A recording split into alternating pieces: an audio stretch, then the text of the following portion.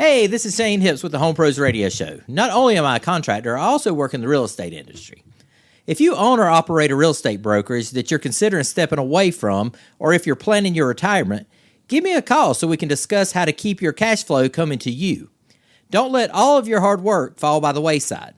Call me at 864-326-5252. That's 864-326-5252. I look forward to talking to you. The Home Pros Radio Show. Brought to you by Prime Lending. Home loans made simple.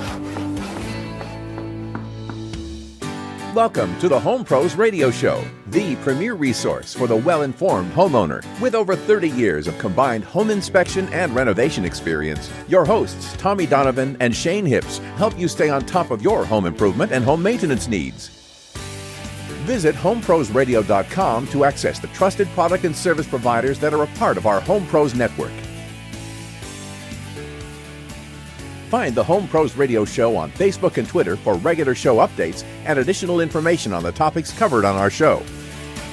We actually have a topic that hasn't been specifically asked, but I know, Shane, you've been wanting to cover because we have a term that a couple of terms that get confused from time to time. It leads us into this episode of what difference does it make?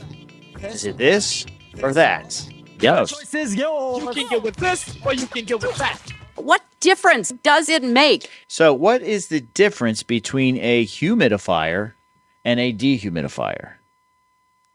A humidify adds humidity. Makes it humid. A dehumidifier pulls the moisture out. Okay. So and typically you see humidifiers more with, say, an HVAC system. Mm-hmm. You see a dehumidifier more with a crawl space moisture issue or and you can basement. see both of these in a crawl space, but you can see them both in there. Yes, because a dehumidifier is like a standalone unit. Generally, it's a standalone unit that pulls the moisture out of the air.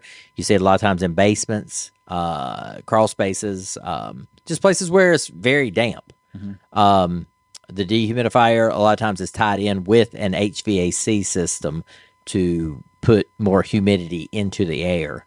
That's the humidifier. Yeah, that's a humidifier. The D is the one for the crawl space. So why would you want to increase the humidity of an indoor space? That seems like counterproductive. It actually helps.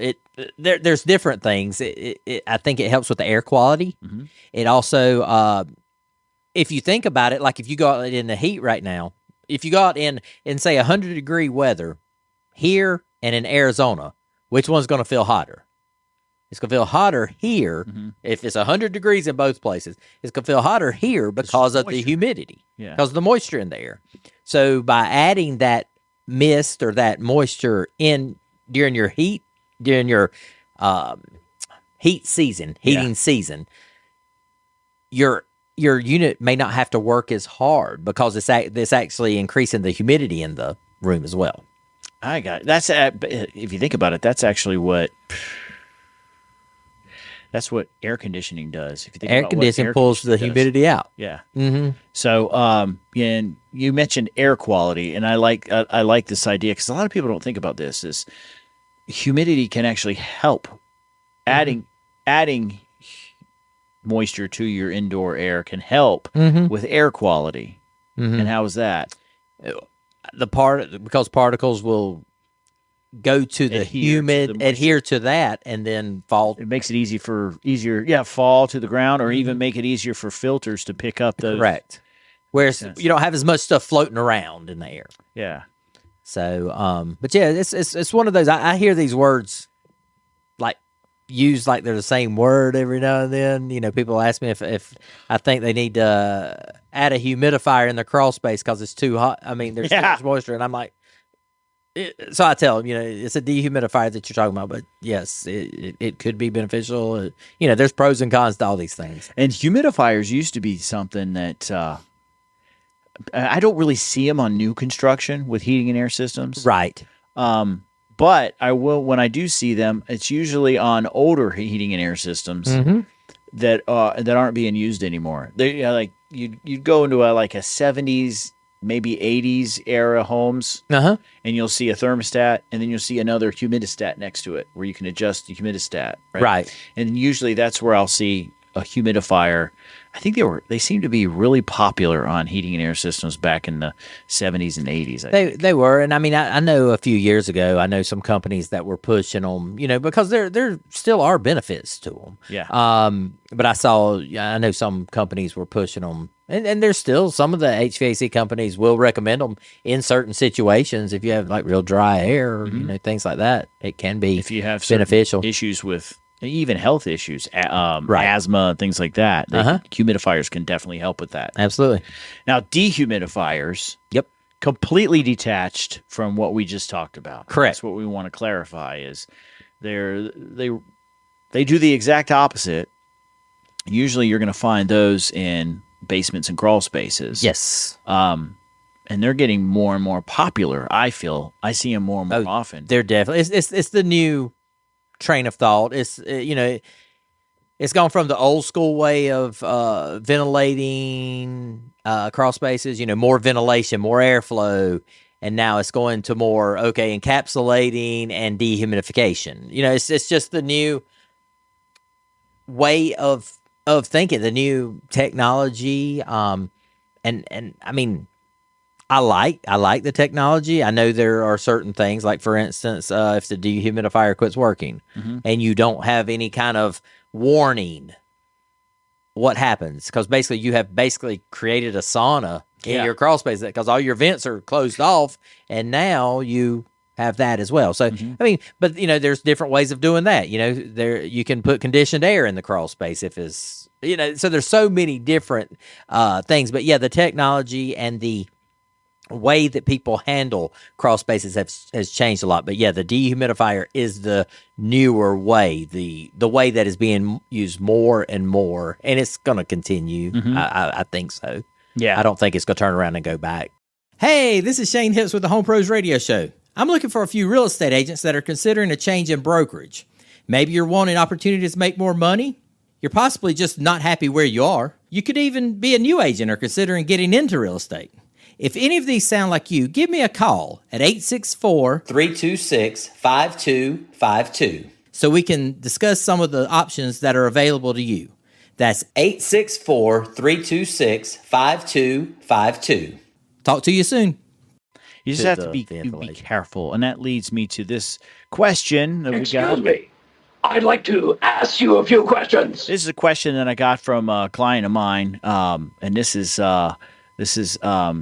Kathy. She's moving here from Arizona. Okay. Well, that was the example I gave a minute ago. They have a lot of slabs there. And so she's coming here, and for the first time ever is dealing with a crawl space house. Okay. She's never had one before. Gotcha. And so she was kind of asking that question. She says, should I, never had a crawl space before, should I consider encapsulating to help seal up the crawl space to help take care of it? And I told her, I kind of had that same explanation that you were kind of talking about, is usually if you're going to encapsulate and shut off all your ventilation, she's buying a house that's over 100 years old right here in downtown Greenville. Okay. And I kind of mentioned to her, if this house has been here for that long and hasn't had issues, Right. there's no sense of taking the risk of creating issues. Yes. Because that's my concern is the number of times I've been in an attic in a crawl space or something, and like just yesterday, I was in a house. It was built in the 70s. I go up in the attic, and in two places in the attic, the plumbing vents are completely detached from the plumbing line. The plumbing lines, there are a couple of elbows that were just completely detached. Gotcha. So the house was venting its plumbing gases up into the attic. Yes. So the number of times I see things like that go unaddressed, to me, that just increases the chance, if you aren't keeping a really close eye on that dehumidifier in your crawl space and all the parts, Right. the system that involves encapsulating a crawl space, it could create it creates more work for it can create an issue if you don't stay on top of it, if you will. And I'll tell you what could easily happen if she did decide to put a dehumidifier in there. If it's not set right or whatever, is I'm assuming 100 years old, it's probably got hardwood floors. Yeah. Is you go have the wood's going to dry out more than what it is used to, what it usually does. Very good point. And now there's going to be bigger gaps between the boards. You can over dehumidify a house, especially if you're dealing with an old house like that. Yeah. That it's possible. I mean, you can do it in any house, but yeah, that's something that will happen, is that wood will dry out more than what it has over however many years that it's acclimated and gotten, working that way. You could have bigger gaps between your wood. Mm-hmm. So that's a very good something point to think about. And I was telling her, unless you're prepared to go under the house, and most people don't do this, is check things out at least twice a year. Because if you think about it, you're sealing up all the natural ventilation that your house normally is using to allow humidity and moisture to evaporate out of that environment. Well, if you seal that up, you've completely eliminated that. You're trapping the moisture in that crawl space and then relying on that dehumidifier to work. Right. And anything mechanical can fail. Yes. I'll just to throw, and I'm not trying to push against the encapsulation or anything. I'm telling you the things that I have encountered that have happened that I've seen. Another thing with encapsulating the crawl space that I have seen happen is the radon levels go up. Yeah. Because by encapsulating it, yes, you would think you would keep more of it down, but you're also, or let's say it's not a full encapsulation and you're just adding a dehumidifier. Let's go back, because that's what it actually was. It was adding a dehumidifier, but it wasn't a full encapsulation. Well, when you add a dehumidifier, you close off all the crawl space vents. Yeah. Otherwise, that dehumidifier is going to be constantly running. It's sucking air from outside. And so you close off all the crawl space vents. Well, if you think about the way radon works, and I know this is it's probably a story for another day, to be honest, but I was since I got started, I might as well go ahead and get there. The radon comes out, and some radon will dissipate, say, through the vents before it ever gets into the living space. So now depressurize. Yeah, some of it will automatically go out rather than go into the house. So now, if you close off all the crawl space vents, now that any of the radon coming from the ground it's the only place to go is into the house. Yeah. That's where it's going to go. There is no way for it to take another route. Could you be making it easier to get up into the house because there's no air movement underneath the house? And if you think about it, what's just like we mentioned earlier, one of the benefits of having some humidity is it particles. It does make the air a little bit more dense. Yes. Mm-hmm. So that could also make it, removing that aspect of your crawl space can make it that much easier for radon to move up through your foundation. Correct. Thank you for listening to the Home Pros Radio Show. If you have a question for the Home Pros, visit us online at homeprosradio.com, where you can also catch our podcast episodes and learn more about the topics and guests we bring to you each week.